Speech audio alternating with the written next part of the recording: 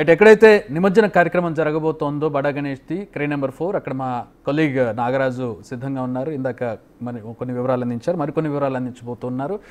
నాగరాజు, ఇందాక నేను అడుగుతూ ఉన్నాను, అంటే క్రేన్ మీదకి ఎక్కించే సమయంలో ఆయన అక్కడ ఆపి నిలిపి క్రేన్ మీద కట్ చేసి క్రేన్ మీదకి ఎక్కించేటటువంటి సమయంలో భక్తులు వినాయకుడి దగ్గర రావడానికి ఎక్కువగా ప్రయత్నిస్తుంటారు. ఆ సమయంలో ఎక్కువగా ఎద్దడి ఉంటుంది. సో ఏంటి, ఎట్లాంటి ఏర్పాట్లు చేశారు తొక్కిసలాట జరగకుండా? చెప్పింది కరెక్ట్. సో బడా గణేష్ అంటేనే సెంటర్ ఆఫ్ అట్రాక్షన్. ఆయన చూసేందుకు ప్రతి ఒక్కరూ వస్తారు. ముఖ్యంగా నిమజ్జన టైంలో చాలా తోపులాట్లు కూడా గతంలో జరిగాయి. కానీ గతంలో ఉన్నటువంటి ఒక సంఘటనల్ని దృష్టిలో పెట్టుకొని ఈసారి అయితే మాత్రం పక్కా ఏర్పాట్లు చేశారు అధికారులు, పోలీసులు. మనం క్లియర్గా చూస్తున్నాం. మన బిగ్ టీవీ కెమెరా పర్సన్ మీకు ప్యాన్ చేసి చూపిస్తున్నాడు. మొత్తం కూడా బ్యారికేడ్లు వేశారు. ఆల్మోస్ట్ 10-12 అడుగులు ఎత్తునేటటువంటి బ్యారికేడ్లతో అందరినీ కూడా సపరేట్ చేసినటువంటి పరిస్థితి కనిపిస్తుంది. మొత్తం మార్గాన్ని 2 మార్గాలుగా విభజించారు. ఒక మార్గాన్ని మొత్తం ఖాళీగా పెట్టారు. ఇంకొక మార్గంలో ఇనుప బ్యారికేడ్లు వేసి స్పెషల్గా జనాన్ని అక్కడికి వదులుతున్నటువంటి పరిస్థితి కనిపిస్తుంది. ఇప్పుడు మీరు విజువల్స్లో కనుక చూసినట్లయితే ఇసుక వేస్తే రాలనంత జనాలు అయితే వచ్చారు. కేవలం ట్విన్ సిటీస్ నుండే కాకుండా తెలంగాణ వ్యాప్తంగా, అదేవిధంగా 2 తెలుగు రాష్ట్రాల నుంచి కూడా పెద్ద ఎత్తున ఇక్కడికైతే అభిమానులు వచ్చినటువంటి పరిస్థితి కనిపిస్తుంది. ముఖ్యంగా గణేష్ని చూడడానికి కోసం ఒక సెంటిమెంట్గా ఫీల్ అవుతూ ఉంటారు. అది ఇక్కడ మాకు చాలా క్లియర్గా కనిపిస్తుంది.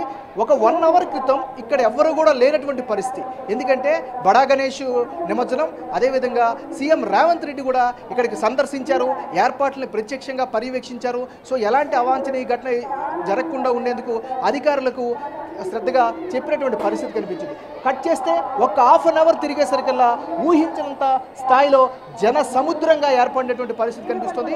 మనకు విజువల్స్ ఇప్పుడు కనిపిస్తుందంతా కూడా ఎదురుగా మనకు కనిపిస్తుంది. ఆల్మోస్ట్ ఒక 500-600 మీటర్ల దూరంలో మాత్రమే ఉన్నాడు మహాగణపతి ఖైరతాబాద్ బడా గణేష్. సో బడా గణేష్ 70 అడుగులు ఉన్నటువంటి భారీ విగ్రహం అతి నెమ్మదిగా వస్తున్నటువంటి పరిస్థితి కనిపిస్తుంది. సో ప్రత్యేకంగా ఏర్పాటు చేసినటువంటి వాహనం మీద అధిరోహించి నెమ్మదిగా కదులుతున్నటువంటి పరిస్థితి కనిపిస్తుంది. చక్రి ఎగ్జాక్ట్గా చెప్పాలంటే ఇప్పుడు ఖైరతాబాద్ బడా గణేశుడు ఎగ్జాక్ట్లీ సచివాలయంకి ఆపోజిట్లో ఉన్నాడు. అంటే అక్కడి నుంచి జస్ట్ 600 మీటర్ల ముందుకు వస్తే ఇక్కడ క్రేన్ నెంబర్ 4 దగ్గర ప్రత్యేకమైనటువంటి ఏర్పాట్లు చేశారు. అంత పెద్ద మహాగణపతిని నిమజ్జనం చేయాలంటే మాటలు కాదు, ఎలాంటి అవాంఛనీయ ఘటనలు చోటు చేసుకోకుండా చాలా చాకచక్యంగా, చాలా టెక్నికల్గా దీన్ని అంతటి కూడా నిమజ్జనం చేయాల్సిన అవసరం ఉంది. సో దానికి తగ్గట్టుగానే ఇక ప్రత్యేకమైనటువంటి ఏర్పాట్లు అయితే చేశారు. సుమారు బహుశా మనకు ఊహించవచ్చు, ఒక గంటన్నరలో బహుశా మొత్తం కూడా మహాగణపతి ఇక్కడ నిమజ్జనం అయ్యే అవకాశం కనిపిస్తుంది. జనాలు మాత్రం చాలా ఉత్సాహంగా కనిపిస్తున్నారు. చివరి క్షణాల్ని, మహాగణపతిని నిమజ్జనం అయ్యే క్షణాన్ని తమ యొక్క మొబైల్స్లో బంధించేందుకైతే ఉత్సాహాన్ని చూపిస్తున్నారు. Chakri, alright, thanks for the updates Nagaraj. అదే క్రేన్ నెంబర్ 4 దగ్గర పరిస్థితి, గణనాథుడు రెడీగా ఉన్నాడు. మరికొద్ది సేపట్లో ఒక 2 క్రేన్లు దాటితే గణనాథుడు క్రేన్ నెంబర్ 4 దగ్గరికి చేరుకుంటాడు. క్రేన్ నెంబర్ 4 దగ్గర గణనాథుడిని కాసేపు నిలిపి అక్కడ పూజలు అవి పూర్తి చేసిన తర్వాత, చివరి పూజలు ఉంటాయి అక్కడ, ఆ పూజలన్నీ పూర్తి చేసిన తర్వాత గణనాథుడిని కట్ చేసి క్రేన్ మీదకి షిఫ్ట్ చేస్తారు. వెహికల్లోంచి షిఫ్ట్ చేసిన తర్వాత నిమజ్జన కార్యక్రమం పూర్తవుతుంది. క్రేన్ ద్వారా గణనాథుడిని గంగమ్మ ఒడికి చేరుస్తారు.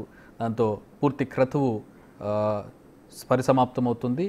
దీనికోసం నిన్న అర్ధరాత్రి నుంచే కార్యక్రమాలు, ఏర్పాట్లు ప్రారంభించారు. నిన్న 12 లోపు ఆయనకు మహాహారతి పూర్తయింది, తర్వాత కలశ పూజ పూర్తయింది. 12 తర్వాత ఆయన్ను క్రేన్లు కట్ చేసి ఆయన్ను దాని నుంచి డిటాచ్ చేసి, ఆయన ఉన్నటువంటి పీఠం నుంచి డిటాచ్ చేసి ఆయన వెహికల్లోకి తరలించారు. 12 తర్వాత ఈరోజు ఉదయం 6 గంటలకి ఆయన్ను ఊరేగింపు ప్రారంభించారు. ఎందుకంటే ఈసారి చాలా త్వరగా, దాదాపు 2-2.5 గంటలు పూర్తి చేయాలనుకున్నారు పోలీసులు. కానీ అది మరి కాస్త ఆలస్యమైంది. ఎందుకంటే ఇంత భారీ